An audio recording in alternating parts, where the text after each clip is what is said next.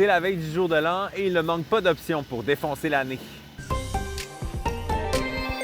Bien sûr, Toboggan offre deux ambiances avec le groupe Déferlance qui ouvre le bal à la place Georges V avec la musique trad, suivi de Jérôme 50. Par la suite, ça se poursuit devant l'Assemblée nationale avec la musique électronique de Frank Walker en tête d'affiche. Et un peu avant minuit, il y aura bien sûr des feux d'artifice.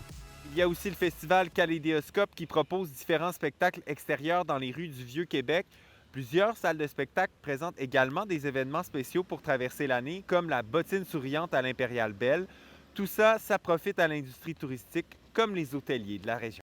Plusieurs hôtels là, qui affichent complet en ce moment à Québec. Puis on a un taux d'occupation pour Noël puis jour de l'an qui est aussi autour de 90 pour le Vieux-Québec et le centre-ville.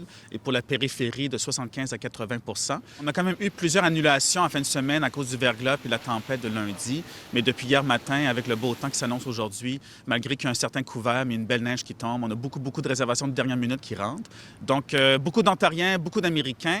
Et si vous voulez rentrer à la maison en toute sécurité, le service couche-tard du RTC est offert jusqu'à 3 heures du matin et c'est la dernière soirée d'Opération Nez Rouge. Alors, soyez prudents.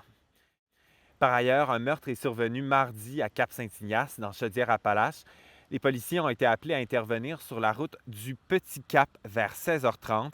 À leur arrivée sur place, ils ont constaté le décès d'un homme de 59 ans à l'extérieur d'une résidence. La nature des blessures ni l'arme utilisée n'ont été précisées par la police.